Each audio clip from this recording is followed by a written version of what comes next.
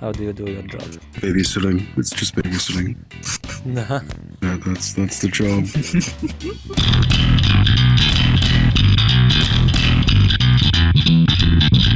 How the job is done, and what I mean by that is, so everyone has their own different kind of job, and we basically have discussion on, or like learn from each other how the job is done and done well, and how doing it well, or like someone doing it well versus someone that's doing a really bad job at it. Frosty, Sir Project Manager, how do you do your job? Look, project management is ultimately depending on how big your project is. Project management is fundamentally about timeline management. So what is timeline management? Okay, let me go back to the okay. Let me categorize this better. Project management is about timeline management of the people that are delivering those timelines, right? So your job is to coordinate cross-functional teams to hopefully mitigate any issues that might occur due to either bad teamwork between functions, or indeed because of unforeseen circumstances, right? But fundamentally, most of your day-to-day task is going to be timeline management. What timeline management is super fucking easy. Bread and butter of it is, beginning of the year, you have goals, right? The goals that come down from sort of C-level management, right? So you don't have to think about them. These goals are given to you, and they'll give you a rough estimated timeline that sort of C-levels want. So you take these timelines and you go down to sort of each individual department. Sometimes it's sales, sometimes it's warehousing, sometimes it's purchasing, sometimes it's, but it doesn't matter, right? So depending on how big your project is, you'll oversee a different number of sort of departments, right?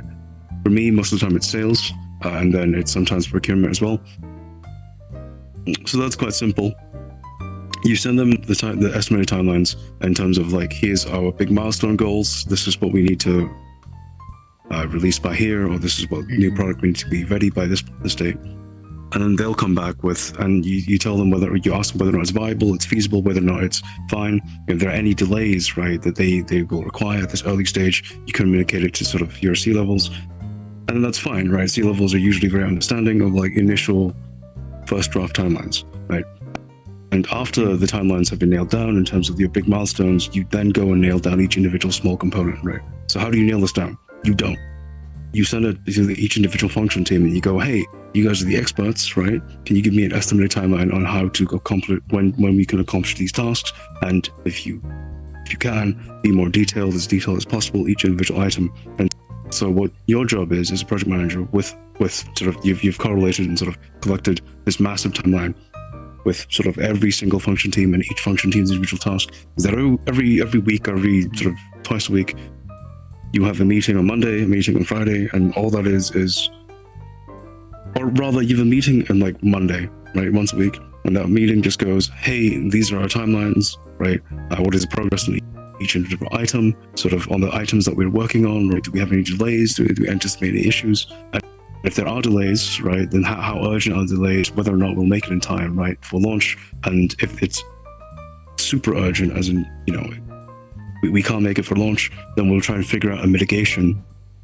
And that mitigation is usually a stopgap solution that reaches what we call MLR, minimum launch requirements, which is the minimum amount of sort of milestones you have to accomplish to launch. And usually mitigations are a stopgap solution that allows you to reach MLR before launch. And then once you've launched, you will then get rid of that stopgap mitigation once your other functions or other teams are ready. Right. So mostly it's timeline management, but why I say it's wrangling kids, it's because most of the time, even though the function teams have provided you a timeline, their timeline is very rough, and they're, depending on company, it's different. Some companies are overly pessimistic, so they give you really long timelines, and your job is to then push them for a tighter, more realistic timeline. But in terms of the company I work for, the timelines tend to be overly optimistic, right? They don't really take into account a lot of the testing phases, right? So IT will give you a timeline that's like, oh, we'll be ready in sort of 2 months. What they mean by that is that development will be done in 2 months, and then we'll go into testing, which will take 3 weeks, right? And they don't tell you about testing. They'll last minute tell you, actually, we still need to test it. But that's because their understanding is it's done development, right? But then our understanding is when you're done development, your product is ready to deliver, right? That's the main thing. Yeah. So it's a lot of back and forth between different function teams, and it's a lot of coordinating between different function teams on sort of, hey, why can't we implement this like this? And then sales and IT usually go. Sales and IT fucking hate each other, right? They'll always be at each other's throats, and your job is to sit in the middle and go, be civilized and not fucking, yell at each other. Can we think of a solution? And then after that, right, you have your timeline stuff. You're also responsible for to report to sort of your C levels or your higher level stuff, right?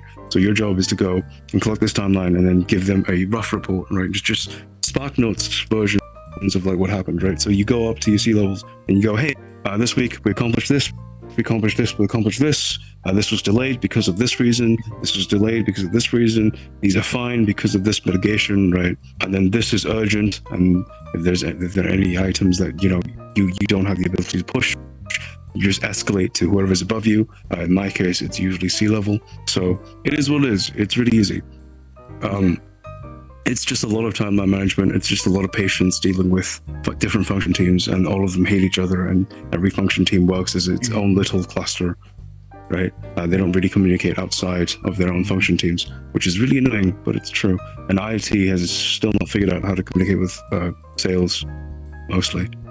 Yeah. Most of the time, IT will give what they call a simple walkthrough of the technology, right? And then they'll go through pages and pages of documentation about how the infrastructure works, not understanding that sales does not give a shit. They just want to know how fast whatever it is, and then what the customer sees and does, right? They don't care about the back end or whatever. But it is what it is, right? It's just communicating between different teams. Project management is pretty simple. Product management is a little bit more annoying. It's about inventory and managing sort of the ins and outs of sort of the ins and outs of your products and inventory, as well as sort of your relationship with vendors, and like whether or not that's the thing, which is less a little bit outside of my expertise. But I have done a little bit of product management. It's also about developing new products to a certain extent. It's about sort of pushing for new products, but you need coordinations from other teams, right? And obviously product management in its sense of physical products, not digital products. It doesn't matter. It's mostly the same. But when I say inventory management, I obviously mean physical products, right? But realistically, it's the same, right? So in our business, I won't tell you what it is, but our products, regardless of whatever it is, have two components to them. They have a physical and a digital component, and they have to come together, right? Yeah. So we have a little bit of inventory management when it comes to we have a product that's. We have a physical item that's in basically all of our products, right? And it's mostly about managing that item. How many we have, how many we expend, when do we need to order more, and that sort of stuff, right?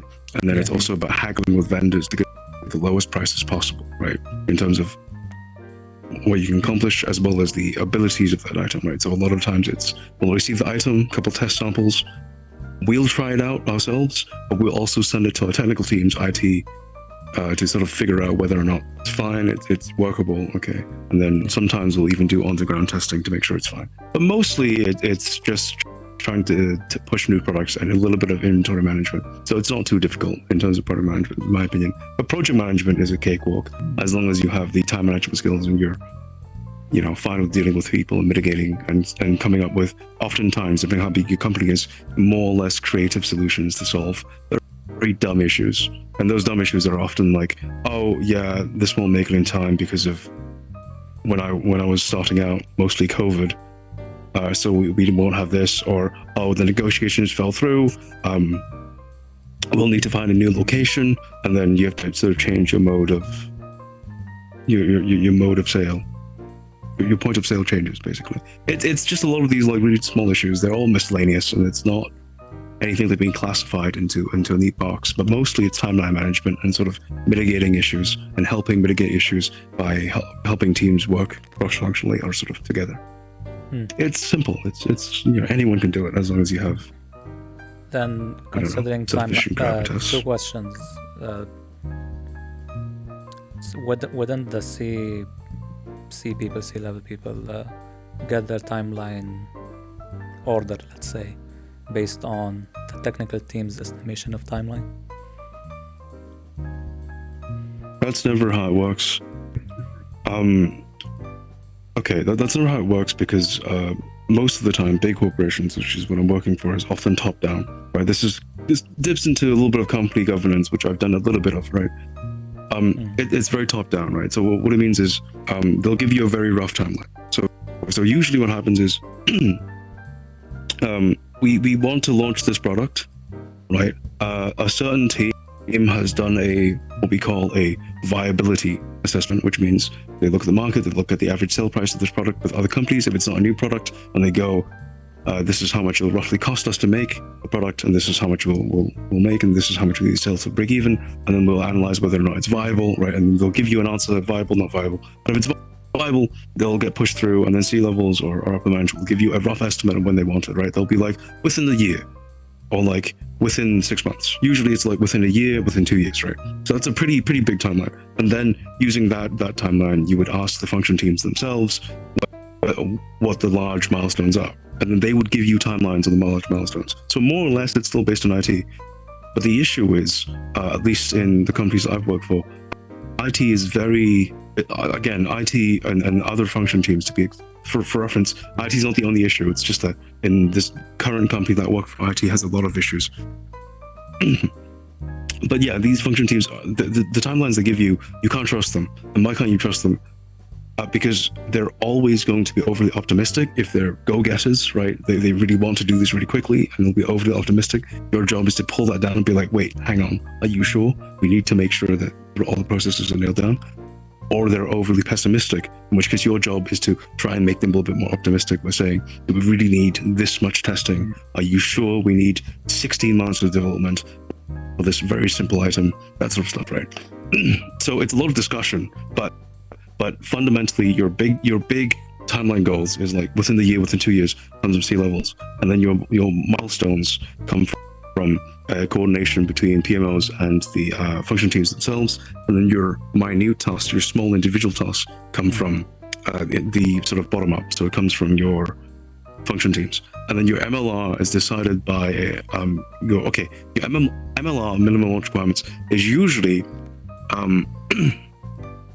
discussed like this, right? So C-level and sort of your function teams have an idea of what. Well, okay, C-level will discuss with the team, and that team is in our case, they're responsible for the entire sort of business process that a customer goes through, right? The entire process a customer goes through. And so C-level will discuss with this team, and they'll have an idea of what the customer wants to go through. And this team will give you very rough estimates of what their minimum launch requirements are. And what that is they'll describe the entire experience, the entire timeline of the customer's interaction with your company, right? And then to facilitate this interaction, the function teams will decide on the minimum launch requirements, which is the minimum amount of objects you need to complete, objectives you need to complete to achieve that sort of experience. So it's a lot of coordination, but like this coordination is pretty simple if people are sort of good employees, right? My job most of the time is a couple of emails a day and then 1 or 2 meetings a week in terms of the general assessments. And then if things are on fire, then it's like more meetings. But usually if it's fine, it's not too bad. It's pretty fun. And you know, it's a lot of time thinking about sort of how you can optimize your timelines a little better. But in general, it's not too serious. And usually you don't do this by yourself, you do this with a team. So like it's simple. Everyone just watches one function team or 2 function teams. And the question now is, it's easy. How can you become a bad project manager? How can you get fired, Frosty? Well,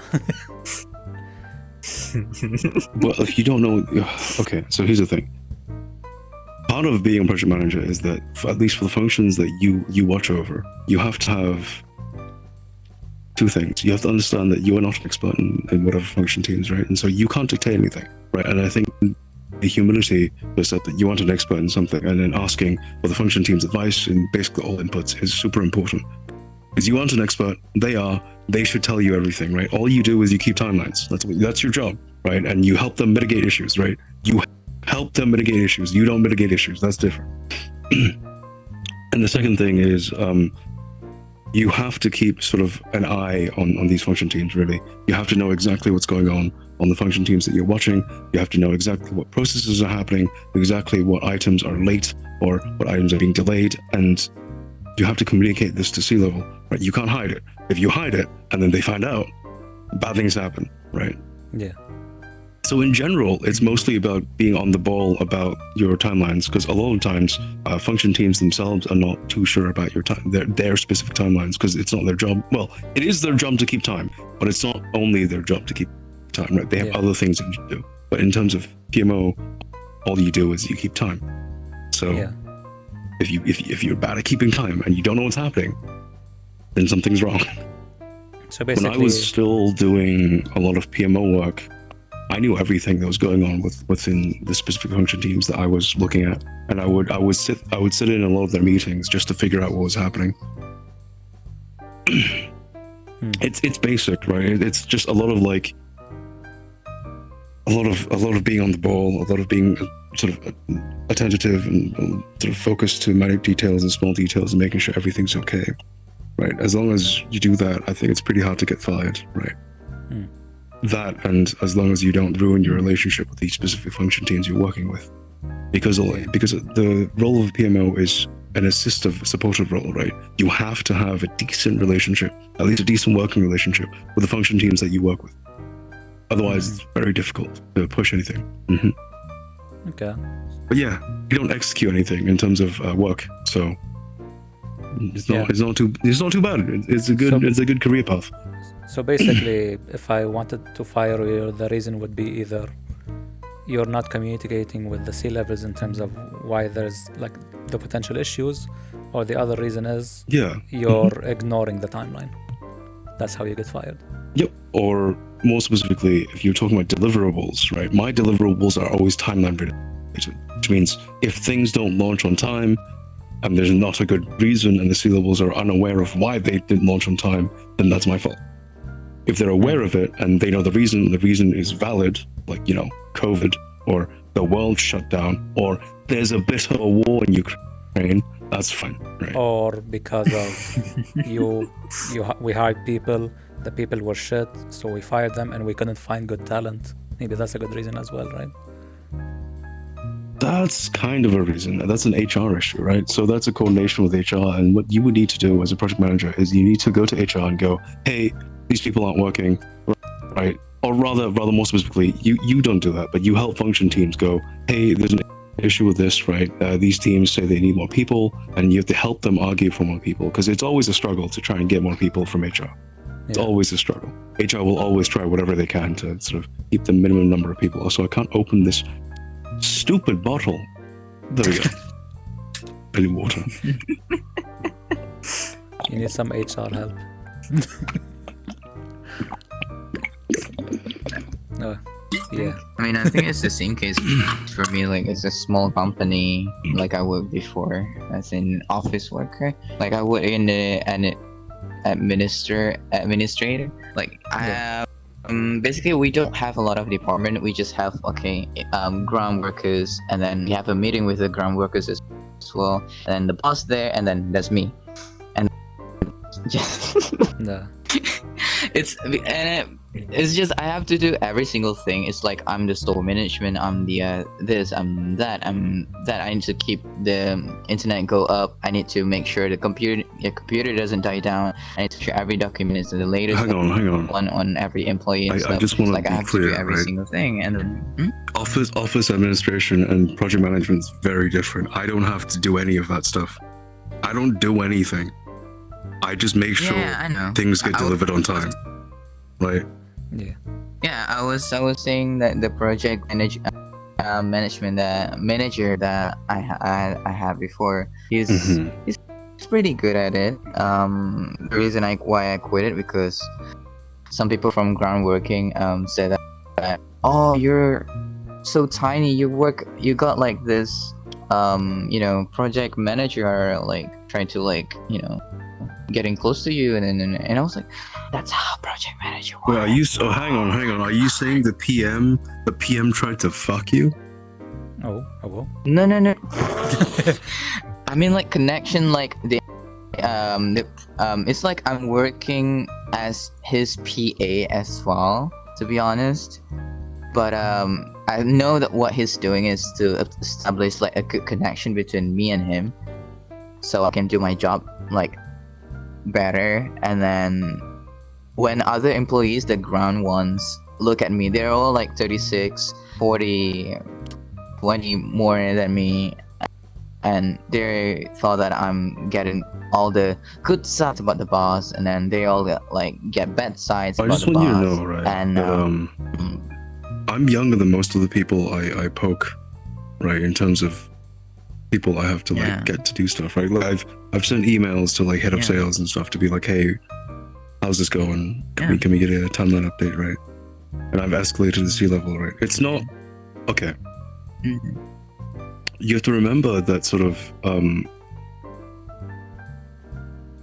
even in office administration, it's still office work, right? So it's still considered white collar compared to ground work, which is blue collar, right? And okay, there are a lot of issues with like the delta between blue collar work and white collar work in terms of pay and sort of company treatment and stuff like that.